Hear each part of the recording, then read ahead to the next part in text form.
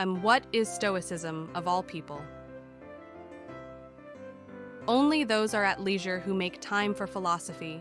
Only they truly live. Not satisfied to merely keep good watch over their own days, they annex every age to their own. All the harvest of the past is added to their store. Seneca. The private diaries of one of Rome's greatest emperors, the personal letters of one of Rome's best playwrights and wisest power brokers, the lectures of a former slave in exile turned influential teacher. Against all odds, some 2 millennia later, these incredible documents survive. They contain some of the greatest wisdom in the history of the world, and together, they constitute the bedrock of what is known as Stoicism, an ancient philosophy that was once one of the most popular civic disciplines in the West, practiced by the rich and the impoverished, the powerful and the struggling alike in the pursuit of the good life. Except to the most avid seekers of wisdom, Stoicism is either unknown or misunderstood. To the average person, this vibrant, action-oriented, and paradigm-shifting way of living has become shorthand for emotionlessness. Given the fact that the mere mention of philosophy makes most nervous or bored, Stoic philosophy on the surface sounds like the last thing anyone would want to learn about, let alone urgently need in the course of daily life. It would be hard to find a word that dealt a greater injustice at the hands of the English language than Stoic. In its rightful place, Stoicism is a tool in the pursuit of self-mastery, perseverance, and wisdom, something one uses to live a great life rather than some esoteric field of academic inquiry. Certainly, many of history's great minds not only understood Stoicism for what it truly is, they sought it out. George Washington, Walt Whitman, Frederick the Great, Eugène Delacroix, Adam Smith, Immanuel Kant, Thomas Jefferson, Matthew Arnold, Ambrose Bierce, Theodore Roosevelt, William Alexander Percy, Ralph Waldo Emerson. Each read, studied, quoted, or admired the Stoics. The ancient Stoics themselves were no slouches. The names you encounter on this site in our daily email meditations, Marcus Aurelius, Epictetus, Seneca, belonged to respectively a Roman emperor, a former slave who triumphed to become an influential lecturer and friend of the Emperor Hadrian, and a famous playwright and political advisor. What have all these and countless other great men and women found within Stoicism that others missed? A great deal, primarily that it provides much-needed strength, wisdom, and stamina for all of life's challenges. 2. How did Stoicism begin? Around 304 BC, a merchant named Zeno was shipwrecked on a trading voyage. He lost nearly everything. Making his way to Athens, he was introduced to philosophy by the Cynic philosopher Crates and the Megarian philosopher Stilpo, which changed his life. As Zeno later joked, "I made a prosperous voyage when I suffered shipwreck." He would later move to what became known as the Stoa Poikile, literally meaning painted porch. Erected in the 5th century BC, the ruins of it are visible still. Some 2,500 years later, the painted porch is where Zeno and his disciples gathered for discussion. While his followers were originally called Zenonians, it is the ultimate credit to Zeno's humility that the philosophical school he founded, unlike nearly every school in religion before or since, didn't ultimately carry his name. Third, who were the Stoic philosophers? Agasicles, king of the Spartans, once quipped that he wanted to be the student of men whose son I should like to be as well. It is a critical consideration we need to make in our search for role models. Stoicism is no exception. Before we begin our studies, we need to ask ourselves, who are the people that followed these precepts? Who can I point out as an example? Am I proud to look up to this person? Do I want to be more like them? The Roman Emperor Marcus Aurelius, the playwright and political advisor Seneca, and the slave-turned-prominent teacher Epictetus. These are the 3 Stoics you need to get to know first. Once you do, we're confident you will want to follow in their footsteps. Who is Marcus Aurelius? Alone of the emperors, the historian Herodian would write of the man who became known to us as Marcus Aurelius. He gave proof of his learning not by mere words or knowledge of philosophical doctrines, but by his blameless character and temperate way of life. Cassius Dio. In addition to possessing all the other virtues, He ruled better than any others who had ever been in any position of power. Born April 26, 121, nobody would have predicted that Marcus Catilius Severus Annius Verus would one day be emperor of the Roman Empire. The Emperor Hadrian, who would have known young Marcus through his early academic accomplishments, sensing his potential, kept an eye on the boy. His nickname for Marcus, whom he liked to go hunting with, was Verissimus, a play on his name Verus, the truest one. What exactly Hadrian saw in Marcus is unclear. But by Marcus's 17th birthday, Hadrian had begun planning something extraordinary. He was going to make Marcus Aurelius the emperor of Rome. On February 25, 138, Hadrian adopted a 51-year-old man named Antoninus Pius on the condition that he in turn adopted Marcus Aurelius. Given life expectancy statistics of the time, Hadrian figured this regent and mentor might be at the helm in 5 years. All was well, except Antoninus lived and ruled for 23 years. In 161, as Antoninus died and ended one of the longest reigns, Marcus finally became the emperor of the Roman Empire and ruled for nearly 2 decades until his death in 180. His reign wasn't easy.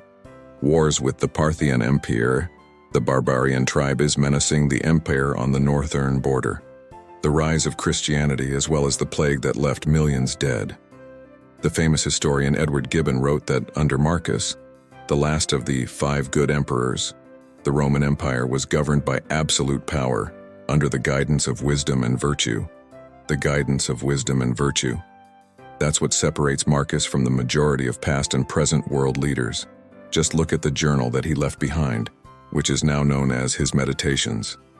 The private thoughts of the most powerful man in the world, admonishing himself on how to be more virtuous, more just, more immune to temptation, wiser.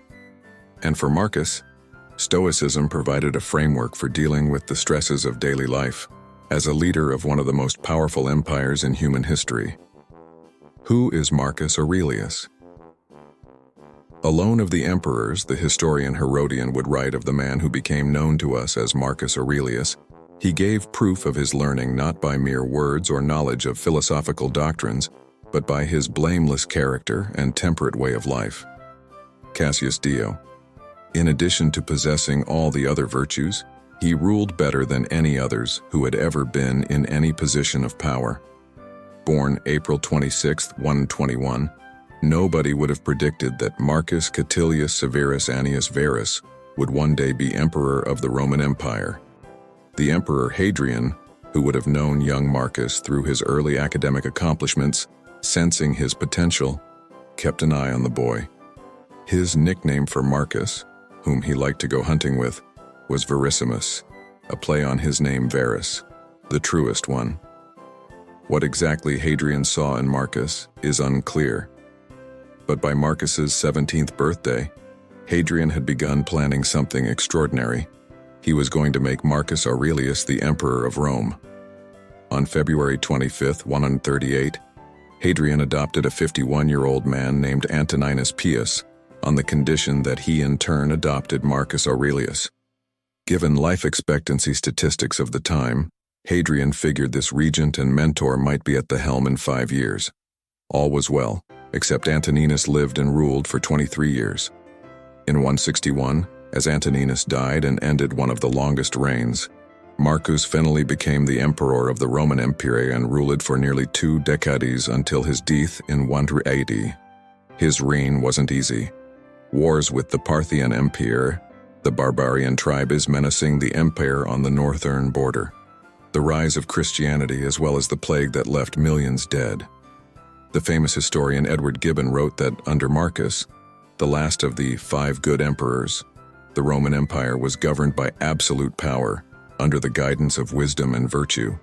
The guidance of wisdom and virtue. That's what separates Marcus from the majority of past and present world leaders. Just look at the journal that he left behind, which is now known as his Meditations. The private thoughts of the most powerful man in the world, admonishing himself on how to be more virtuous, more just, more immune to temptation, wiser. And for Marcus, Stoicism provided a framework for dealing with the stresses of daily life. As a leader of one of the most powerful empires in human history. Who is Epictetus? While Seneca would speak with surprising relatability about slave owners who became owned by the responsibility and management of their slaves, or other Stoics would congratulate themselves for their humane treatment of their human chattel, Epictetus actually was one. His given name is not known. Epictetus is Greek, meaning acquired. Epictetus was born into slavery. Epictetus's mention of his owner, Epaphroditus, is surprisingly neutral because we know Epaphroditus was cruel even by Roman standards. Later Christian writers tell us that Epictetus's master was violent and depraved, at one point twisting Epictetus's leg with all his might. As a punishment? As a sick pleasure? In a wrestling match? Trying to get a disobedient young kid to follow instructions? We don't know. All we hear is that Epictetus calmly warned him about taking it too far. When the leg snapped, Epictetus made no sound. He uttered no tears. He smiled and looked at his master and said, "Didn't I warn you?" For the rest of his life, Epictetus would walk with a limp. But Epictetus remained unbroken by the incident. Lameness is an impediment to the leg, he would later say, but not to the will. Epictetus would choose to see his disability as only a physical impairment, and in fact, it was that idea of choice that defined the core of his philosophical beliefs. Life was like a play, he liked to say, and if it was the playwright's pleasure you should act a poor man, a cripple, a governor, or a private person, see that you act it naturally, for this is your business. To act well the character assigned you, to choose it is another's. And so he did. Law established by Augustus in 4 AD determined that slaves could not be freed before their 30th birthday. Epictetus didn't obtain his freedom until shortly after Emperor Nero's death. He chose to dedicate himself fully to philosophy and taught in Rome for nearly 25 years, until the Emperor Domitian famously banished all philosophers in Rome. Epictetus fled to Nicopolis in Greece, where he founded a philosophy school and taught until his death. What are the 4 virtues of Stoicism? Courage, temperance, justice, wisdom. They are the most essential values in Stoic philosophy. If at some point in your life, Marcus Aurelius wrote, you should come across anything better than justice, truth, self-control, courage, it must be an extraordinary thing indeed. That was almost 20 centuries ago. We have discovered a lot of things since then: automobiles, the internet, cures for diseases that were previously a death sentence. But have we found anything better than being brave, than moderation and sobriety, than doing what's right, than truth and understanding? No, we have not. It's unlikely we ever will.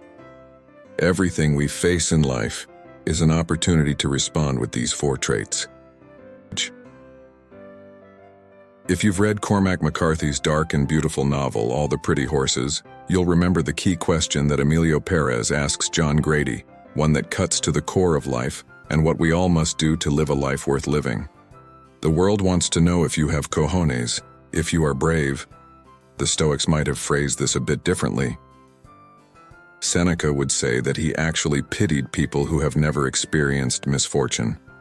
You have passed through life without an opponent, he said. No one can ever know what you are capable of, not even you. The world wants to know what category to put you in, which is why it will occasionally send difficult situations your way. Think of these not as inconveniences or even tragedies, but as opportunities, as questions to answers. Do I have cojones? Am I brave? Am I going to face this problem or run away from it? Will I stand up or be rolled over? Let your actions etch a response into the record. And let them remind you of why courage is the most important thing. Temperance. Of course, life is not so simple as to say that courage is all that counts. While everyone would admit that courage is essential, we are also all well aware of people whose bravery turns to recklessness and becomes a fault when they begin to endanger themselves and others. This is where Aristotle comes in. Aristotle actually used courage as the main example in his famous metaphor of a golden mean. On one end of the spectrum, he said, there was cowardice, that's a deficiency of courage. On the other, there was recklessness, too much courage. What was called for, what we required then, was a golden mean, the right amount. That's what temperance or moderation is about. Doing nothing in excess. Doing the right thing in the right amount in the right way. Because we are what we repeatedly do, Aristotle also said. Therefore, excellence is not an act, but a habit. In other words, virtue and excellence is a way of living. It's foundational. It's like an operating system, and the code this system operates on is habit. As Epictetus would later say, capability is confirmed and grows in its corresponding actions, walking by walking and running by running. Therefore, if you want to do something, make a habit of it. So if we want to be happy, if we want to be successful, if we want to be great, we have to develop the capability. We have to develop the day-to-day habits that allow this to ensue. This is great news, because it means that impressive results or enormous changes are possible without Herculean effort or magic formulas. Small adjustments, good systems, the right processes, that's what it takes. Justice, being brave. Finding the right balance. These are core Stoic virtues, but in their seriousness, they pale in comparison to what the Stoics worshipped most highly. Doing the right thing. There is no Stoic virtue more important than justice, because it influences all the others. Marcus Aurelius himself said that justice is the source of all the other virtues. Stoics, throughout history, have pushed and advocated for justice, oftentimes at great personal risk and with great courage, in order to do great things and defend the people and ideas that they loved. Cato gave his life trying to restore the Roman Republic, and Thracia and Agrippinus gave theirs resisting the tyranny of Nero. George Washington and Thomas Jefferson formed a new nation, one which would seek, however imperfectly, to fight for democracy and justice, largely inspired by the philosophy of Cato and those other Stoics. Thomas Wentworth Higginson, a translator of Epictetus, led a black regiment of troops in the U.S. Civil War. Beatrice Webb, who helped to found the London School of Economics and who first conceptualized the idea of collective bargaining, regularly reread Marcus Aurelius. Countless other activists and politicians have turned to Stoicism to gird them against the difficulty of fighting for ideals that mattered, to guide them towards what was right in a world of so much wrong. A Stoic must deeply believe that an individual can make a difference. Successful activism and political maneuvering require understanding and strategy, as well as realism and hope. It requires wisdom, acceptance, and also a refusal to accept the statu quo. Wisdom, courage, temperance, justice. These are the critical virtues of life. But what situations call for courage? What is the right amount? What is the right thing? This is where the final and essential virtue comes in. Wisdom. The knowing, the learning, the experience required to navigate the world. Wisdom has always been prized by the Stoics. Zeno said that we were given 2 ears and 1 mouth for a reason, to listen more than we talk. And since we have 2 eyes, we are obligated to read and observe more than we talk as well. It is key today, as it was in the ancient world, to be able to distinguish between the vast aggregations of information that lay out there at your disposal and the actual wisdom that you need to live a good life. It's key that we study, that we keep our minds open always. You cannot learn that which you think you already know, Epictetus said. It's true. Which is why we need to not only be humble students, but also seek out great teachers. It's why we should always be reading. It's why we cannot stop training. It's why we have to be diligent in filtering out the signal from the noise. Key goal is not just to acquire information, but the right kind of information. It's the lessons found in meditations, in everything from the actual Epictetus to James Stockdale entering the world of Epictetus. It's the key facts, standing out from the background noise, that you need to absorb. Thousands of years of blazing insight are available to the world. It is likely that you have the power to learn anything you want at your fingertips. So today, Honor the Stoic virtue of wisdom by slowing down, being deliberate, and finding the wisdom you need. 2 eyes, 2 ears, 1 mouth. Remain a student. Act accordingly and wisely. P.S. If you're looking to be a better reader, to build a real reading practice, the Stoics can help. We built out some of their best insights into our daily Stoic Read to Lead reading challenge. It's going to walk you through more than a dozen actionable challenges that will help you elevate your game as a reader. Learn how to think more critically and discover important books that will change your life. We've got videos and worksheets and all sorts of recommendations and strategies for you. If you've liked any of our other courses, you'll love this one. It's awesome, it's actionable, and it will help you get a better ROI out of one of the most important ways